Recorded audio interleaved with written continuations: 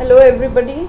Today we are going to start with chapter 4 of class 11th political science, social justice, in which we will be doing different proportions of justice along with how we can pursue justice and the Rawls theory of justice. Then we'll compare the state intervention and free market situations. Okay, so let us begin with the chapter. So beginning with what is justice basically. First of all let us have the introduction of this part कि justice है क्या basically, how we interpret it. Different cultures, different traditions, they interpret this justice in their different ways. हर कोई अलग अलग तरीके से justice को interpret करता है. If we talk of ancient Indian society की अगर हम बात करें तो जस्टिस को एसोसिएट किया जाता था धर्म के साथ, धर्म एंड इट वाज सेड कि टू मेंटेन धर्म is the duty of the Kings, क्योंकि पहले राजा महाराजा होते थे तो उन्हीं की ड्यूटी है धर्मा को मेंटेन करना. धर्मा को मेंटेन करेंगे तो एक जस्ट सोसाइटी बनेंगी. फाइन. चाइना में there is a famous philosopher, there was Confucius. Now he argued that kings, they should maintain justice by punishing the people who are wrongdoers, who do wrong things, and rewarding the people who are virtuous, who do the good things. This is according to Chinese Confucius. Then after that, if we talk of Greece, then Plato, a very famous political philosopher, he had written his ideas on justice in his book The Republic. So you need to learn this name, the book Republic, written by Plato. Now he gave the idea that every person has his due. हर किसी का एक due होता है, ठीक है. अगर मतलब due means हर किसी को कुछ किसी न किसी चीज़ का अधिकार होता है, कुछ पार्ट उनके लिए होता है. अगर हर किसी को उसका पार्ट दे दिया जाए, उसका ड्यू दे दिया जाए, तो जो जस्टिस है वो बड़ी इजीली सबको मिल सकती है और एक सोसाइटी जस्ट इगैलिटेरियन सोसाइटी बन सकती है. So giving a due to every person is the foremost condition of prevailing justice. Then according to German philosopher Immanuel Kant ने ये बोला है कि human beings they possess dignity. हर ह्यूमन बींग की डिग्निटी एक स्टेटस है. And if all the persons in our country or this world, if they are given their dignity, तो that means we are given them their due. मतलब उनको उनकी dignity दे रहे हैं तो उनके ऊपर जो due है हम वो दे रहे हैं. ड्यू दे रहे हैं तो जिससे they can develop their talents, and after developing their talents they can choose their goal, and by choosing their goal they can earn well in the society and become a respectable member of the society. So Immanuel Kant, the German philosopher, according to him, human beings possess dignity. With dignity we are giving them their due. With due they are developing their talent, and with talent they are choosing their goals to live in this society. So basically what is justice? Justice is giving due and equal consideration, equal importance to all the individuals in the society, all the citizens in the society, so that they can develop their skills and talents and they can pursue their goals. अपने goals को पूरा कर सके. हर कोई जो अब अपने goal को पूरा कर सकेगा तो हमें लगेगा कि हर किसी को उसका ड्यू मिल रहा है. हर किसी को ड्यू मिल रहा है तो एक जो हमारी सोसाइटी है वो एक जस्ट सोसाइटी है, वो एक प्रॉपर सोसाइटी है. Okay, so this is basically, you can say, we can say that this is how we can explain justice. So next we have let us now explain this justice according to three principles. Three principles है हमारे पास justice के. So one is equal treatment for equals, ठीक है. This is first one. Second one is proportionate justice, and third one is recognition of special needs.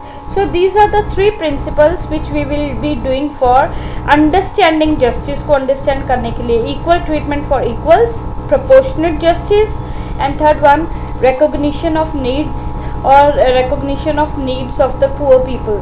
So first one, let us talk of equal treatment for equals. Now we are living in a society. Now when we are living in a society there are many people who are equals, जो बराबर के हैं, ठीक है. Now when these people, because we people are human beings, we share certain characteristics, हमारे कुछ common features है, हमारे कुछ common characteristics है, तो इसलिए we all deserve equal rights, we all deserve equal treatment in the society. Fine. So some of these things which we deserve in the society, जो democracies में भी मानी जाती हैं, दे आर सिविल राइट्स, जैसे राइट टू लाइफ है, liberty है, property है, पॉलिटिकल राइट्स है जैसे राइट टू वोट, जिससे लोग पॉलिटिकल प्रोसेस में पार्टिसिपेट करते हैं, सोशल राइट्स है जिसमें people they have special equal opportunities as the members of the society. So if every person will be given equal treatment, for example there are two persons who belong to different caste, अलग अलग cast के दो लोग हैं और दोनों एक जैसा काम करते हैं, एक कोई for example for delivering of pizzas, but they belong to different caste. Now both these people they should be given equal reward, क्योंकि काम तो सेम कर रहे हैं ना, चाहे कास्ट कोई भी हो. कास्ट उन्होंने अपनी मर्जी से चूज नहीं किया, they are born in that family. Fine. So but work they are doing same, they are delivering the pizzas, and when they are delivering the pizzas their reward should be the same. उनका जो treatment उनको society में मिलना चाहिए वो एक जैसा treatment ही मिलना चाहिए, दोनों को बराबर का ट्रीटमेंट मिलना चाहिए. ये नहीं कि for example a teacher is there, male teacher and a female teacher, दोनों इक्वल काम कर रहे हैं and a female teacher is getting less salary than the male teacher, even that will not be considered justice, equal नहीं माना जाएगा. So there should be equal treatment for equals, जो equals है सोसाइटी में, जो सेम फीचर्स सेम तरह का काम कर रहे हैं, प्रॉपर उनको अपॉर्चुनिटीज मिली हैं काम करने की, लेवल प्लेग्राउंड मिला है उनको where they can work upon. So वहाँ पे इक्वल ट्रीटमेंट होना चाहिए इक्वल्स का. Okay. So next one, and they should not be discriminated on any grounds. The main principle of treating everyone equally, that people they should not be discriminated on any grounds like caste, class, gender, race. किसी भी तरह से किसी का भी discrimination नहीं होना चाहिए. So let us talk of our second principle, that is proportionate justice. Now you know basically what is proportionate justice. Equal treatment is not the principle which we can follow everywhere. Fine. So treating everyone equal is also not fair. For example, there are many circumstances in which we feel that treating everybody would be equal would be unjust. हर किसी को एक तरह से treat करना ठीक नहीं है, गलत है. If everybody starts from the same baseline, सबके पास equal rights दी हुई हैं, एक ही लाइन से हर कोई स्टार्ट करता है, तो हम कह सकते हैं कि everybody should be treated equally if they are on the equal level. but कई बार क्या होता है, we have a baseline, everybody starts from that line according to their talents they work, और अपने टैलेंट के बेसिस पे, अपने हार्डवर्क के बेसिस पे, अपने स्किल के बेसिस पे कुछ लोग ज़्यादा आगे निकल जाते हैं, कुछ पीछे रह जाते हैं. तो जो लोग ज़्यादा एफर्ट्स करके आगे निकल गए हैं उनके स्पेशल रिवॉर्ड्स बनते हैं, नो डाउट, और जो लोग पीछे रह गए उनको रिवॉर्ड्स उतने ज़्यादा नहीं मिलेंगे. सो यहाँ पे we have this proportionate justice, जो जितनी मेहनत कर रहा है, जो जितना काम कर रहा है उसका रिवॉर्ड भी उतना ही होना चाहिए. अगर कोई ज़्यादा एफर्ट डालेगा, ज़्यादा मेहनत करेगा, ज़्यादा अच्छी क्वालिटी देगा, प्रोवाइडेड सबको अपॉर्चुनिटीज़ बराबर की मिली थी, ठीक है, बट किसी ने ज़्यादा मेहनत, ज़्यादा एफर्ट्स डाल के, ज़्यादा अच्छी क्वालिटी देके आगे निकल गया तो उसके रिवॉर्ड्स भी ज़्यादा अच्छे ही होने चाहिए. So however it would be fair and just to reward different kind of work differently if we take into consideration account factors such as effort, skill, possible dangers involve. अब आपको पता है कि हमारी सोसाइटी में ये माइनस होते हैं, कितने डीप तक जाके वो माइनिंग करते हैं, या you can say police man का वर्क कितना ज़्यादा रिस्की होता है, डेंजरस होता है.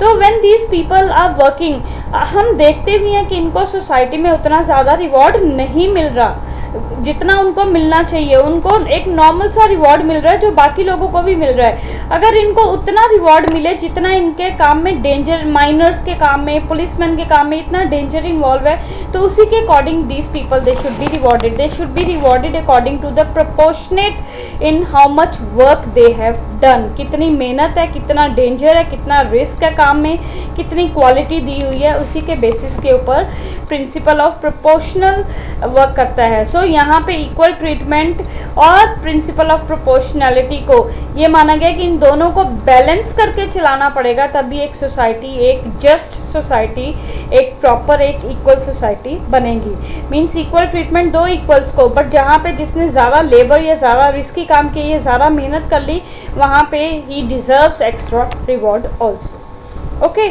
सो let us come to the third principle, recognition of special needs. अब आपको पता है कि ये जो थर्ड प्रिंसिपल है, ये जो स्पेशल नीड्स होती हैं कुछ लोगों की, ठीक है, तो उनको कंसिडरेशन में लेता है। Fine, you know every person is not equal. कई बार क्या होता है कि कोई हैंडीकैप्ड होते हैं, कई बार क्या होता है कि सदियों से उनको दबाया गया, उनको फैसिलिटीज़ नहीं मिली, अपॉर्चुनिटीज़ नहीं मिली, तो वो आगे नहीं आ पाए।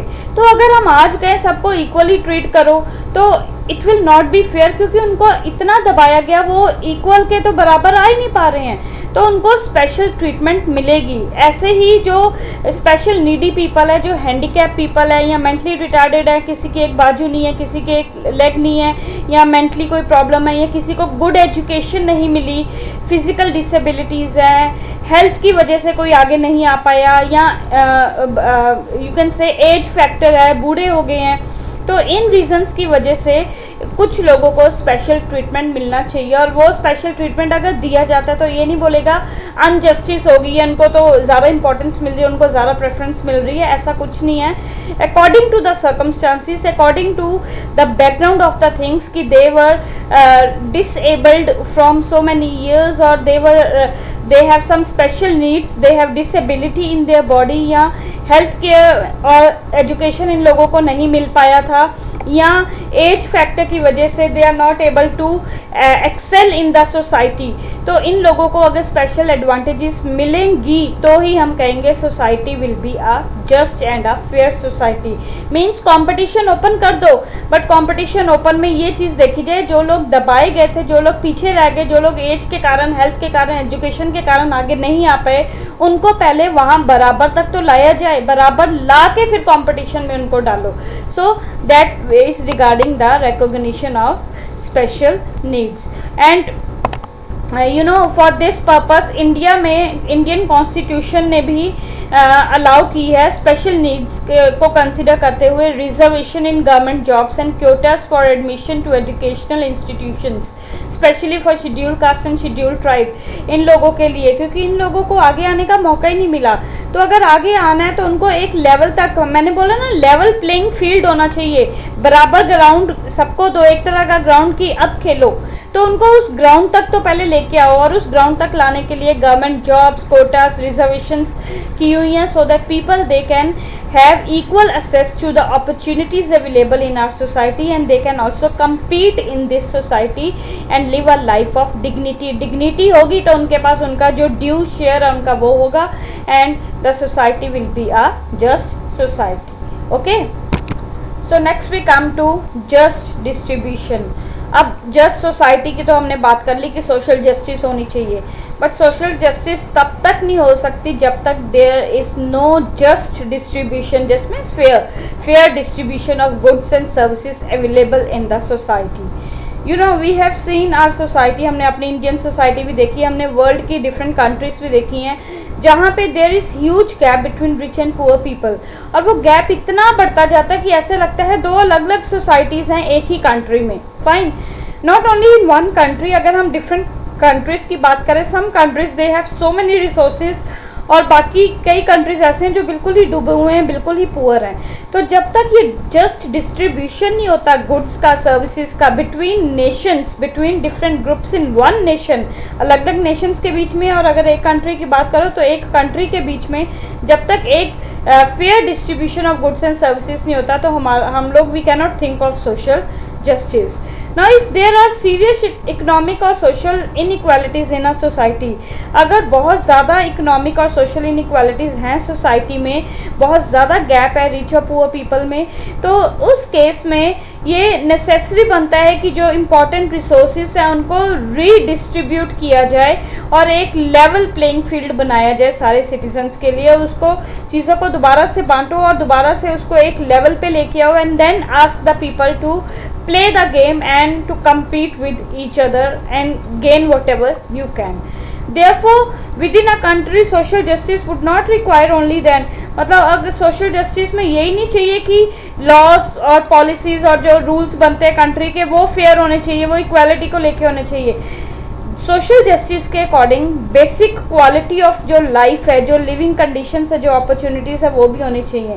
और ये जो बेसिक कंडीशंस ऑफ लाइफ क्या है, एजुकेशन है, हेल्थ है, then we can say housing है, क्लीन ड्रिंकिंग वाटर है, क्लीन एनवायरनमेंट है। सो ये जो बेसिक सी चीज़ें हैं ये सारी की सारी अगर ह्यूमन बीइंग को मिलती हैं, ठीक है, तो then we can say social justice is prevailing.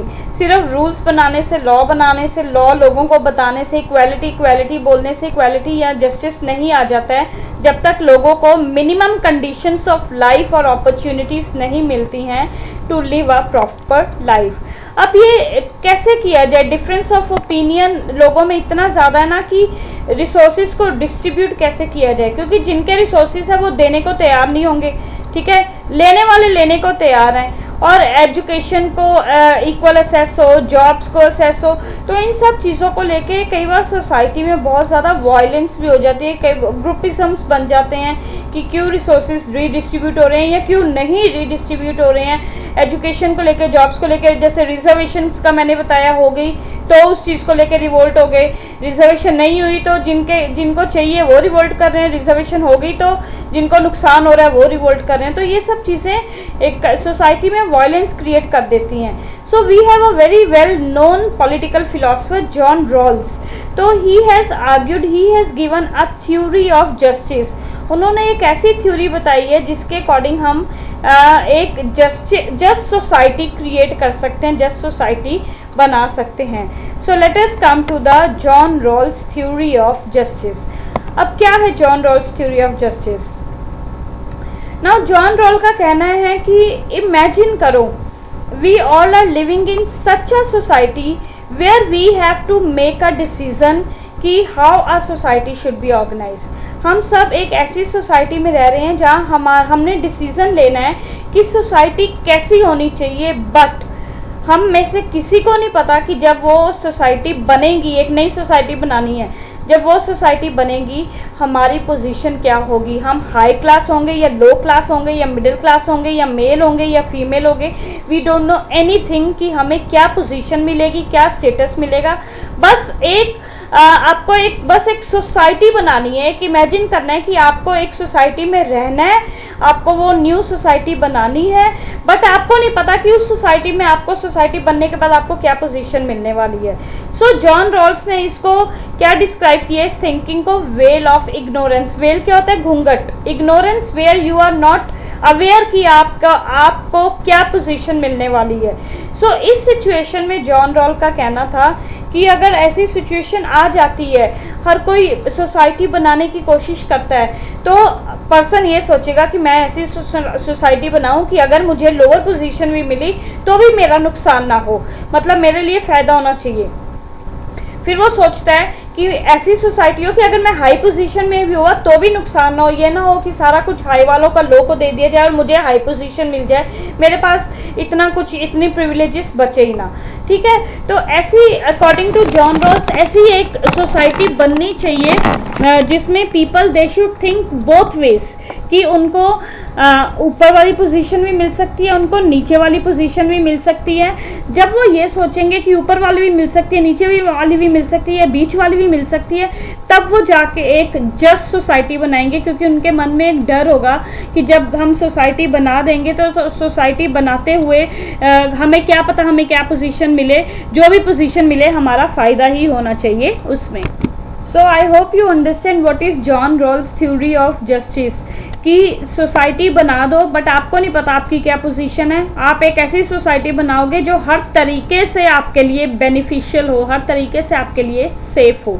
So this society will become a true just society, okay. और इसमें कोई भी जो सेक्शन है वो डिसएडवांटेज्ड सेक्शन नहीं होगा। डिसएडवांटेज सेक्शन का मतलब कोई भी ऐसा सेक्शन नहीं होगा जिसको नुकसान हो रहा है, क्योंकि आप सोसाइटी बनाते हुए ये भी चीज़ सोच रहे हो कि अगर मैं लोअर कास्ट में आ गया तो मेरा क्या नुकसान हो जाएगा या मुझे क्या नहीं मिलेगा, या लोअर कास्ट में आ गया मुझे क्या क्या चीज़ें चाहिए, वो आप उस सोसाइटी में ऑलरेडी डालोगे। फाइन. सो इसको हम रैशनल थिंकिंग बेसिकली बोलते हैं. रैशनल मीन्स एक सोच समझ के की हुई चीज़. Okay, so it is of course not easy to erase our identity. हम लोग, हमारे लिए ईजी नहीं है कि हम अपनी जो प्रेजेंट पहचान है, जैसे मैंने बोला इमेजिन करो आप ऐसी सोसाइटी में आपको कुछ नहीं पता, बट हमारे लिए ईजी नहीं है कि हम अपनी पहचान भूल के हम कुछ ऐसा बना दें कि जहाँ पे डिसएडवांटेज सेक्शंस को ही बेनिफिट सारे मिल जाएं. हो सकता है कि हम जो आज पोजीशन पे, यही पोजीशन हमें उस सोसाइटी में मिले, तो ये पोजीशन मिलेगी तो क्या मैं चाहूँगी कि जो आज मेरे पास है वो सब कुछ मेरे से लेके किसी और को दे दिया जाए? No, I will not no demanding this. तो इसकी वजह से मैं ऐसा डिसीजन लूँगी जिससे डिसएडवांटेज को तो बेनिफिट हो ही कि अगर मैं उस सेक्शन में आ जाती हूँ, बट जो रिच पीपल हैं या जो अपर क्लास पीपल हैं या जो वेल ऑफ पीपल हैं या जो मिडिल क्लास पीपल हैं, उनका भी नुकसान ना हो. Even they are expected to have what all they want in the society. So this is regarding veil of ignorance. आप एक ignorance की position में हो और उस position में आप एक society बना रहे हो which becomes a fair and just society and which benefit all the sections of the community. Okay, so next we come to pursuing social justice. Okay, so if you are living in a society which has very deep divisions between the communities, एक तो community है जो greater wealth है, wealth के साथ उनको power भी मिल रही है क्योंकि जो रिच होते हैं उनके पास पावर ऑटोमेटिकली आ जाती है, ठीक है. और एक ऐसी कम्युनिटी है जो which are deprived, which are excluded और उनके पास कोई फैसिलिटीज़ नहीं है, कुछ नहीं है, तो हम कहेंगे ऐसी सोसाइटी में सोशल जस्टिस इज लैकिंग. इस सोसाइटी में सोशल जस्टिस है ही नहीं. अब सोशल जस्टिस का ये मीनिंग नहीं है कि इक्वालिटी ऑफ ऑल, बिल्कुल ही 100% सारे बराबर ही हो जाएं. सबके पास अगर करोड़ है तो वो पूरे के पूरे इंडिया के पास करोड़ करोड़ ही है, इसके ना इससे ऊपर ना इससे नीचे, नथिंग लाइक दैट. कुछ तरीके हैं, कुछ मेथड्स हैं जिससे हम यू कैन से जस्टिस को कैलकुलेट कर सकते हैं bye calculating the needs of the people. और ये जब नीड्स को कैलकुलेट की, लोगों की क्या ज़रूरतें हैं, बेसिकली क्या है कि जब लोगों की ज़रूरतें पूरी होती जाएं, उन ज़रूरतों के पूरे होते ही the people they will feel that they have got opportunity so they can grow further. अपनी जॉब या अपना जो भी वो टैलेंट स्किल जो भी करना चाहते हैं वो कर सकते हैं. सो नीड्स को कैसे कैलकुलेट किया जाए कि लोगों की क्या नीड्स हैं. हर कंट्री ने अलग अलग तरीके अपनाए हुए हैं, हर गवर्नमेंट के डिफरेंट वेज है for calculating the basic needs of the people. Like WHO के according if we talk, WHO ने भी एक नए तरीके निकाले हैं कि how we can calculate the needs of the people. So basic needs ज़्यादातर जो गवर्नमेंट्स जिसके ऊपर एग्री हुई हैं वो ये हैं कि food, housing, clothing, clean drinking water, health, education. So ये सारी चीज़ें अगर मिलती रहें तो then we say that basic needs of the people are fulfilled. और ये किसकी ड्यूटी बनती है, किसकी रिस्पॉन्सिबिलिटी बनती है? डेमोक्रेटिक गवर्नमेंट्स की रिस्पॉन्सिबिलिटी बनती है ये सब चीज़ें लोगों को प्रोवाइड करना. But basically you know in India education and health ये दो चीज़ें हैं जो बहुत अच्छे से प्रोवाइड नहीं हो पाई हैं, जिसकी वजह से हमारी सोसाइटी में इनइक्वालिटीज़ बहुत ज़्यादा बढ़ गई. फाइन. सो ऐसा है कि basically providing these basic conditions to people, it may pose a very heavy burden on government. अगर सारा कुछ ही गवर्नमेंट प्रोवाइड करने लग जाए तो गवर्नमेंट के ऊपर बहुत ज़्यादा प्रेशर आ जाएगा, बहुत ज़्यादा बर्डन आ जाएगा, फाइनेंशियल ऑल्सो. और उन कंट्रीज़ में खास करके जहाँ पॉपुलेशन, पुअर पॉपुलेशन बहुत ज़्यादा है, जैसे India, we have so many people living below poverty line. Poor की पॉपुलेशन इतनी ज़्यादा है कि अगर ऐसी सारी चीज़ें इंडियन गवर्नमेंट प्रोवाइड करने लग गई, particularly everything, food, housing, clothing, shelter and you can से हेल्थ, एजुकेशन, जो भी बेसिक नीड्स हैं लोगों की, तो इंडियन गवर्नमेंट के ऊपर काफ़ी प्रेशर, काफ़ी बर्डन आ जाएगा जो वो पूरा नहीं कर पाएगी. Okay, so in India different approaches are supported. अलग अलग जो पॉलिटिकल ग्रुप्स है, पॉलिटिकल फिलोसफर्स हैं, उन्होंने अलग अलग अप्रोचेस दी हैं कि ये जो बेसिक नीड्स हैं इनको कैसे पूरा किया जाए ताकि जो अर्बन और रूरल पीपल के बीच में एक गैप है वो कम किया जाए, रिच और पुअर पीपल के बीच में जो गैप है वो कम किया जाए. सो फॉर दिस जो different approaches different political philosophers ने दी है for providing basic needs to the people, for that we come to our next topic, that is free market versus state intervention. State intervention means government के interference and free market means private individuals के हाथ में. Simple सी चीजें हैं, ठीक है. So supporters of free market, जो फ्री मार्केट में विश्वास रखते हैं लोग, वो ये सोचते हैं कि मार्केट्स को बिल्कुल फ्री छोड़ दो, गवर्नमेंट बिल्कुल ना इंटरफेयर करे.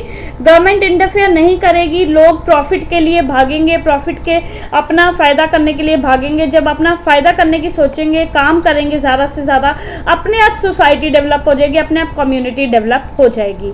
But you know it is also, कहने की बात है, इट इज़ नॉट ईजी. भागेगा भी वही काम करने के लिए, बिजनेस भी वही है, जॉब भी वही करेगा जो पढ़ा लिखा है, जो एजुकेटेड है, जिसकी हेल्थ बहुत अच्छी है. ये सब चीज़ें, ये सब फैक्टर्स आगे आ जाते हैं, ठीक है. So everybody who is supporting free market today, although आजकल ज़्यादातर फ्री मार्केट के सपोर्टर्स बहुत ज़्यादा हैं, बट उनका ये मानना है कि 100% हम मार्केट्स को अनरेगुलेटेड नहीं कर सकते. रेगुलेशन मतलब अंडर द गवर्नमेंट कंट्रोल या चेक्ड बाय गवर्नमेंट. हम 100% अनरेगुलेटेड मार्केट्स नहीं कर सकते. Reason for being that government की इंटरफेरेंस रिक्वायर्ड है मिनिमम स्टैंडर्ड ऑफ लिविंग लोगों को देने के लिए. जो पीपल पॉवर्टी लाइन पे हैं, जो पीपल जिनको एजुकेशन नहीं मिली, जिनकी हेल्थ अच्छी नहीं है, जो ओल्ड पीपल है, जो डिसेबल्ड पीपल है, जो हैंडी कैप पीपल है, ये लोग कंपटीशन में कैसे आएंगे? फ्री मार्केट में ये तो कम्पीट कर ही नहीं सकते हैं, they can not come. So for this reason there should be some minimum things which should be provided to them by the government. Government को ही प्रोवाइड करनी पड़ेंगी.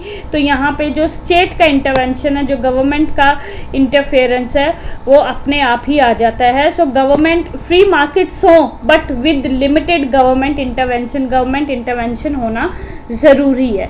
दूसरा जो फेवर है फ्री मार्केट का, आर्ग्यूमेंट इन फेवर है, वो ये है कि अगर फ्री मार्केट होगी तो it will give us more choice.